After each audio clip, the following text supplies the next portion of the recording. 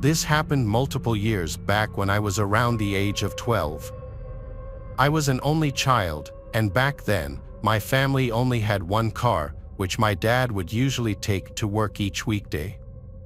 This meant any time my mom had to go somewhere while he was at work, she would either have to walk or hitchhike. Now, it should be mentioned that back then, hitchhiking was a lot more socially acceptable. Plus, at the time, we lived in a decently small town where, for the most part, everyone knew everyone. From what I can recall, this took place on a Thursday. My dad had dropped off my mom and me at the grocery store on his way to work. This, of course, meant we would have to find a ride back home. Though we'd done this many times before and never had any issues, only a couple of minutes into our walk back home, a driver pulled up next to us, willing to give us a ride. It was some guy in a white pickup truck who we had never seen before.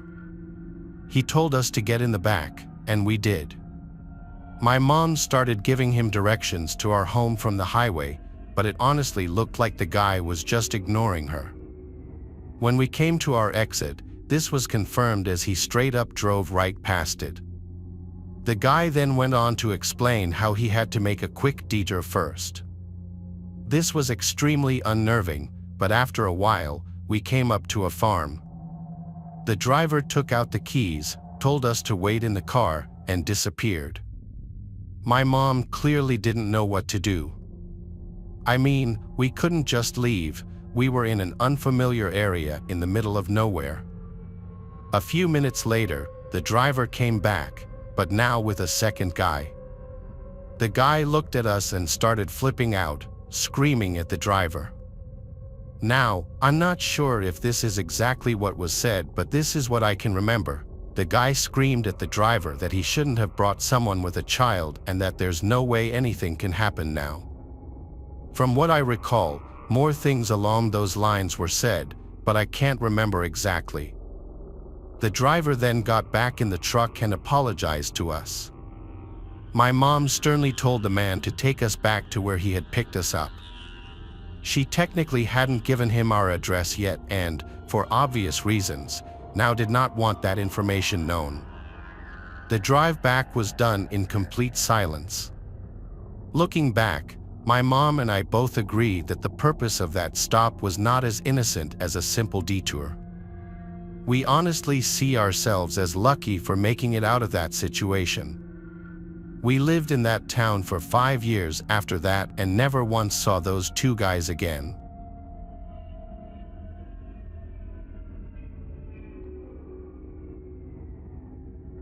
Out of the dark forest, I was hitchhiking from Liège, Germany, to Paris.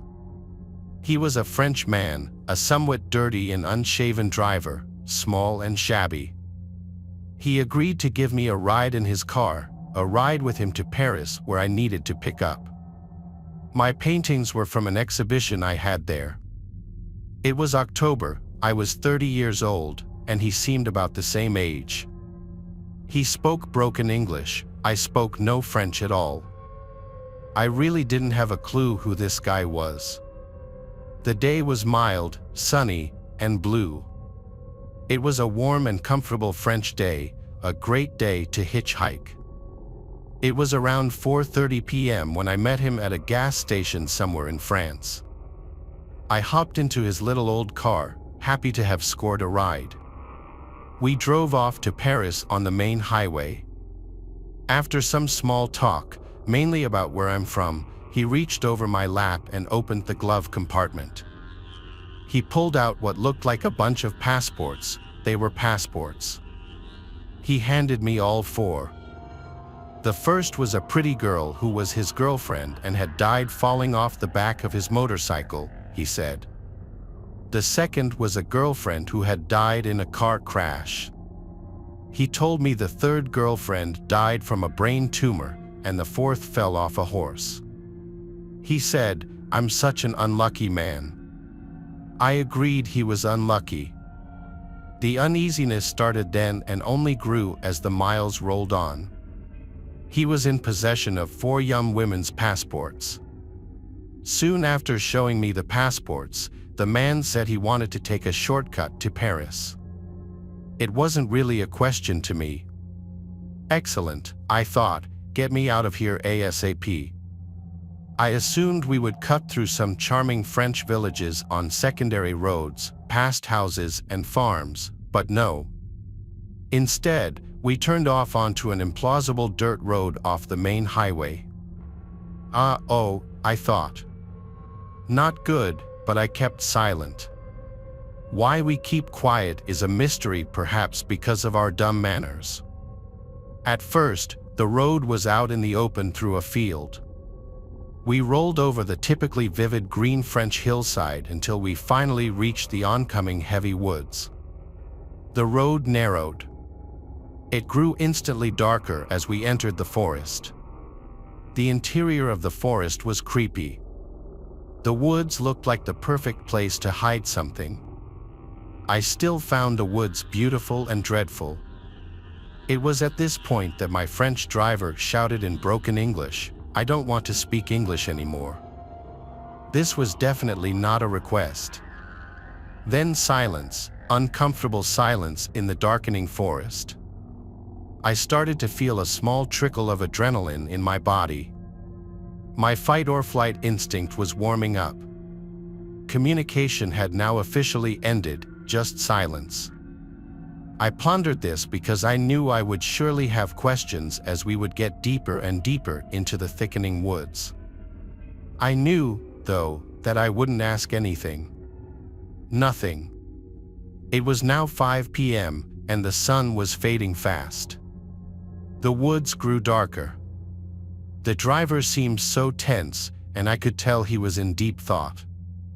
I noticed his lips moving almost imperceptibly. They were rigid, snake-like. I myself had moved my hand to the car door handle, a movement I'm sure could not have been missed. The car was slowing down. It did not say a word. Was I going to die now? Did he have a gun? All these questions ran through my head. My life was now surreal. This was not my plan. Maybe I communicated with my captor in some secret way. Maybe I gave off some kind of male pheromone perceptible only to men. Facing off, I possessed my own rage issues, and I was not going down without a fight. That I knew. There would be no begging or cries of mercy from me, not to this. I also had my own secret store of crazy. I was big and strong at that time, rode tough through my travels, and there's no substitute for my nothing-to-lose stare. That is all I gave him. Something very primitive transpired between us then. I think rather quickly, in a matter of seconds. It's a sort of inner calculus as to whether one can overcome, stop, or kill the other guy or not, and all its peripheral considerations, not the least blood, gore, strength, and alas, dying. I don't think these calculations are the same when a victim is small and scared, begging and weak. I think between those two uneven people, it just becomes bloodlust, power, panic, scratching, and doom. 5:12 p.m. The car was now moving really slow. I entered a very strange and new place in myself. I was transformed with very little preparation, transformed into a potential killer myself, maybe. My chauffeur could read my mind, or my body language, or sense my intent, or see my hand on his dirty door handle. It was the moment of truth, and then we suddenly started to speed up. Thank God. Out of those woods. Odd how these memories have come back to me as I write this. Some memories I'm not certain of. Like, did he say he had to hit one girlfriend with a shovel because she attacked him and would not be quiet and leave him in peace? Did he really explain the 2 backpacks on the back seat? Did I not hear that on purpose? Did I later imagine those words? Did I see more passports in his glove box than the 4 he pulled out? Why didn't I say, "Stop the car," after the passport show? The road began to widen, and we emerged out of the dark forest into the setting sun, dark red and orange in the sky. I could hear and then see the highway. Now I saw tiny houses across the highway. I had no idea where exactly I was. The Frenchman asked me if I wanted to spend the night at his house. We could eat dinner together. A quick film of his filthy torture chamber basement ran through my head. I politely said no. My first words spoken since the order not to speak English. I sincerely think that had I broken that command and blabbered something in the woods, my story might have had a different ending. It all came down to silence. I can be silent sometimes. One needs to be to contemplate the next move. Maybe one of the faces in the passports may not have been able to spring over her nature and started to talk or beg with fear. Would that have fed the killer's darkness as evil? Who really knows? I got out at the side of the highway, and with night settling in, I watched him drive away. I never went to the police because I didn't speak French, and I thought maybe my imagination was just too damn active. I yelled something into the night sky, just wondering what the hell had just happened. It was fully dark now. I was exhausted after that little adventure and soon fell asleep on the side of the highway. The next morning, I was worried about what the new day would bring. I looked at my hands, wondering if I was still alive. Jump ahead 20 years, and I'm teaching a German business student English in a cafe on a boulevard in Liege, Germany. For whatever reason, we discussed the topic of hitchhiking, and I tell him my story. My student promptly whips out his smartphone and Googles French serial killers. Then he shows me pictures. There he was. I was shown a photo of serial killer Patrice Allegre. It was him, all those years ago, me and him on that strange ride. I had never forgotten his face. At that time, in 1990, there was a reported serial killer leaving bodies of girls on the French roadsides and highways. He was in the midst of his killing hobby back then. I had heard about a killer on the loose. My French girlfriend told me to be careful hitchhiking. I've often wondered if the murdered women and other men may have been buried in those woods we passed through slowly. I now wish I had gone to the police and have since subsequently tried. He's in jail, and they're not interested. Maybe I could have helped stop more murders back then. That's heavy on my soul. Since then, I've felt the dark light in my body. Maybe the souls of the girls escaped with me, desperate to get out of the forest.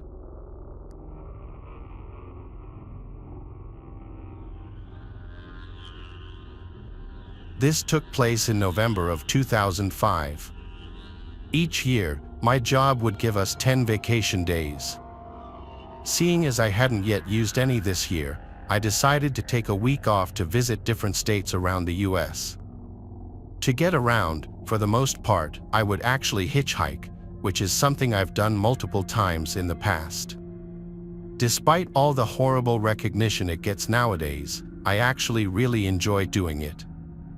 I've met a lot of people through hitchhiking that I still call friends to this day. Anyway, it was around 2:30 p.m. I was walking down the road giving the usual thumbs-up signal hitchhikers typically give. It had been a while since my last ride, and I'll be the first to admit I was getting a little desperate. Eventually, a red pickup truck pulled up next to me. Inside were two men. My best guess is they were in their 40 years old. One of them asked me where I was going, to which I responded. They both looked at each other for a second, then back at me, and signaled me to get in. They seemed normal enough, so I tossed my bag in the back, got in, and shut the door. But I quickly realized the whole floor of the vehicle was completely covered in different types of bullets. Before I had time to even rethink my decision, we were already going 60 down the highway. I tried to engage in some small talk to ease the tension, and it actually sort of worked. But somehow, the topic landed on how one of the guys had just gotten out of prison for aggravated assault. A disturbingly short amount of time later, they started asking me how much money I had. This is when I started to realize I could be in some serious danger. Now, I had been hitchhiking for a couple of days by that point. I didn't look the best, so I tried to play it off that I was homeless and had no money whatsoever. This response was met with complete silence. For the next 30 minutes or so, not a single word was said, though multiple times I would catch the driver looking up at me through the rearview mirror. I honestly just tried to ignore it, something I regret doing to this day. Fast forward 20 minutes, and to my horror, the driver turned off the highway and started down some unpopulated dirt road. I instantly shot up and said, dude, where are we going?" After 15 seconds of no response while the car was still driving, I grabbed my bag, unlocked the door, and dove out of the car. Instantly, I looked up to see the red pickup slam on its brakes, shortly after followed by the reverse lights turning on. I cannot explain to you how fast I got up and ran into a nearby cornfield. I ran for 5 minutes when I swear I could hear gunshots behind me. They were clearly distant, but still, I ran for another 5 minutes until I reached the sign for the main highway. I then called the police, explained the situation in my current location, and waited in the cornfield until an officer arrived. I was then driven to the nearest police station, where I filed a police report. Though in terms of descriptions, there wasn't really much I had to give other than 2 men inside a red pickup truck. I hadn't gotten the license plate number, and I didn't even really see the full faces of the guys or even remember them. The whole situation was no doubt the scariest thing I've ever experienced. I don't completely know what those guys had planned, but I truly believe I could have lost my life that day. While I still hitchhike occasionally, I am now far more cautious in the cars I get into.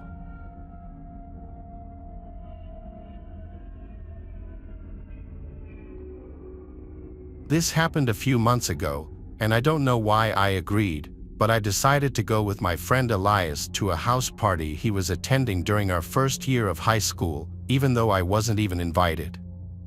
Elias was able to pull some strings, and I accepted the invitation knowing that I wouldn't be able to drive.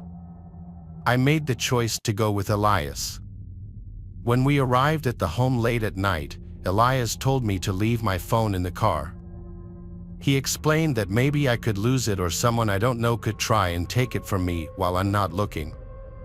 At first, I was confused. I simply nodded, and we got out of the car. I went with Elias into the home's backyard where the party was taking place. I glanced around the backyard and saw people engaging in various activities such as smoking, drinking, and possibly even doing drugs in small groups. Elias had encouraged me to go mingle and say hello to a few people.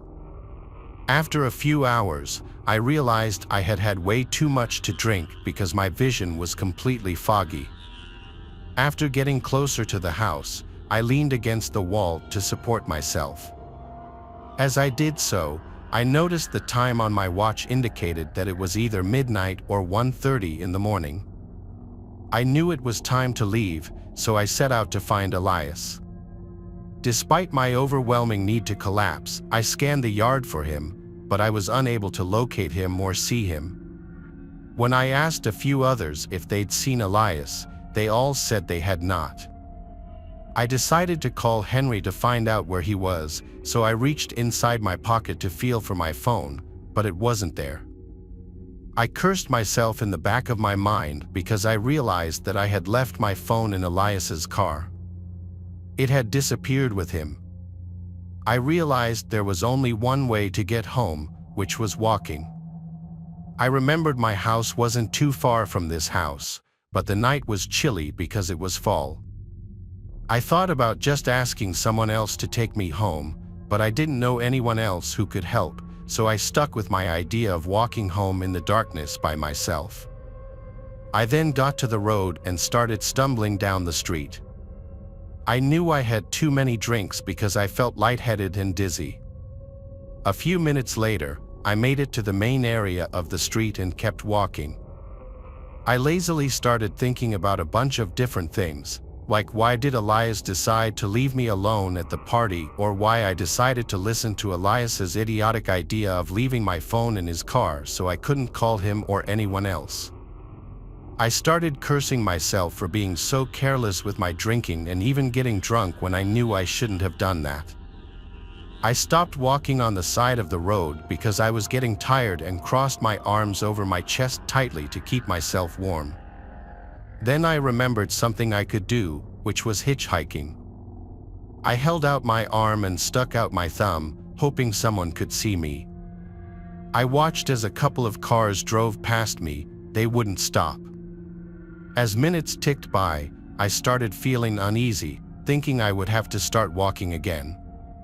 It was past 1 o'clock in the morning, and there were a few cars driving past me, but no one was stopping because they either didn't notice me or didn't care.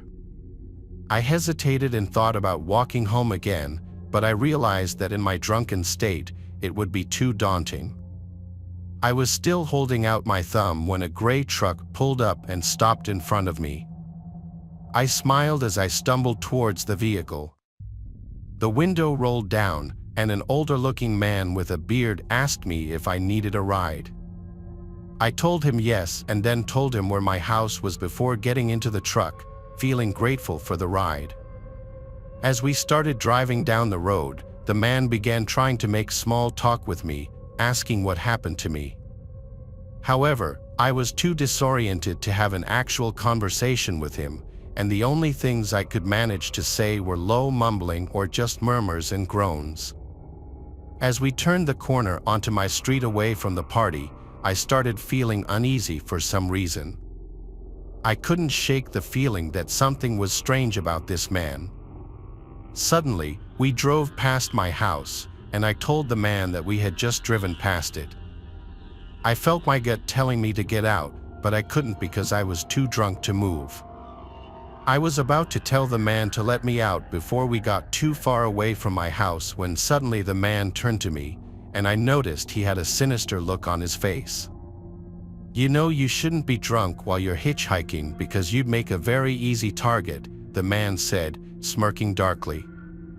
The man reached over and started rubbing my leg. I didn't know what he was trying to do, but I knew it probably wasn't anything good.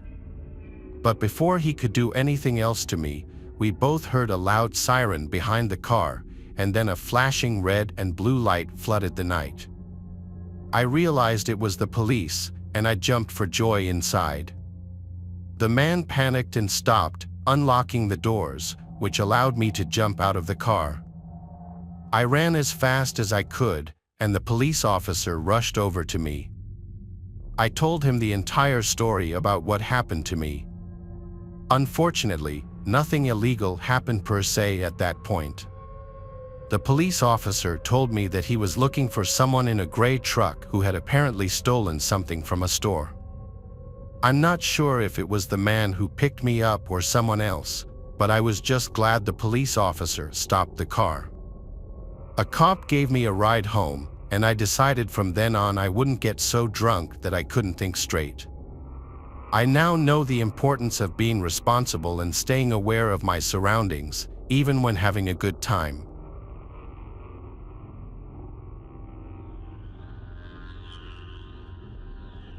This happened back when I was in college. Spring break had just ended, and I was driving from my parents' house back to my college dorm. The drive itself was about 3 hours. There were a few small towns on the way, but other than that, it was pretty much just endless fields. I started my drive late, around 10:30 p.m. I was still making my way out of the town my parents lived in when I saw a hitchhiker walking on the side of the road. He was a tall, skinny guy carrying a duffel bag. As I got closer, he stuck out his thumb. I honestly felt really bad for the guy, and seeing as he was walking in the same direction I was going, I rolled down my window and asked if he wanted a ride. He named a nearby town and asked if I was going in that direction. I was, so I told him yes and unlocked the door. He got in the front seat, and I realized right away that he was a lot older than I thought, like, at least in his 40s. He kept to himself for a good part of the ride, which I actually didn't mind. I had the radio on, so it wasn't just awkward silence or anything. It wasn't until around 20 minutes into the drive with the guy that I started to think I made a mistake. The guy started clutching his stomach while groaning and complaining that he didn't feel well. He pretty much just hunched himself in the passenger seat, swaying back and forth. I told him to feel free to open up his window for some fresh air, but he never ended up doing it. To say I felt uncomfortable would be an understatement. Like, don't get me wrong, I understand if the dude wasn't feeling well, but here I am driving while just next to me is this guy groaning and swaying back and forth. There weren't really any towns or rest areas nearby. I didn't want to just tell the guy to get out and completely strand him in the middle of nowhere, so I kind of just sat there, trying to focus on the radio. This went on for another 15 minutes when the guy said, "Dude, I really don't feel good. Can you take the third next exit?" This caught me off guard. Not the part about wanting to stop, I was more so expecting him to say that at some point, but the part about the exit. The guy specifically said, "the third next exit." I remember those being his exact words. In the moment, I obviously thought it was weird. If I myself were sick, I would be much quicker to want to just pull onto the side of the road or at least take the very next exit. I asked the guy if he just wanted me to pull to the side of the road real quick, but he sternly told me no. This should have been a clear red flag, but I ultimately reasoned that the specific exit he wanted me to take must have had a rest area I was unaware of, so I agreed. A few minutes later, I took the exit, but absolutely nowhere in sight was any kind of rest area. I started pulling to the side of the road when the guy said, "No, keep going. We should go down a bit further." Again, this should have been a red flag I picked up on, but I did what he said. Eventually, he told me to stop. He got out and, within seconds, disappeared into the darkness. I waited for the guy to come back for a few minutes when I saw 5 hooded figures walking towards my vehicle, only revealed by the light of my headlights. They were clearly carrying weapons and now charging towards my vehicle.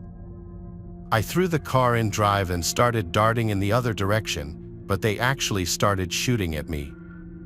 From what I recall, 5 gunshots were fired, 2 of which hit the back of my car. Even still, I was able to get out of there. I didn't stop the rest of the way back. I did call the police and report it, but I never got any follow-up. When I made it back to my dorm, I found the bullet holes in the back of my car. I think it's worth noting that one of them was only a couple of inches from my tire, which makes me think whoever was shooting was aiming for the tires, but I'll never be able to know for sure. I don't fully know the motives of that hitchhiker that night, but at least to me, it's obvious he intentionally lured me into that specific spot, which, might I remind you, was nowhere near any type of civilization. I have since never picked up another hitchhiker.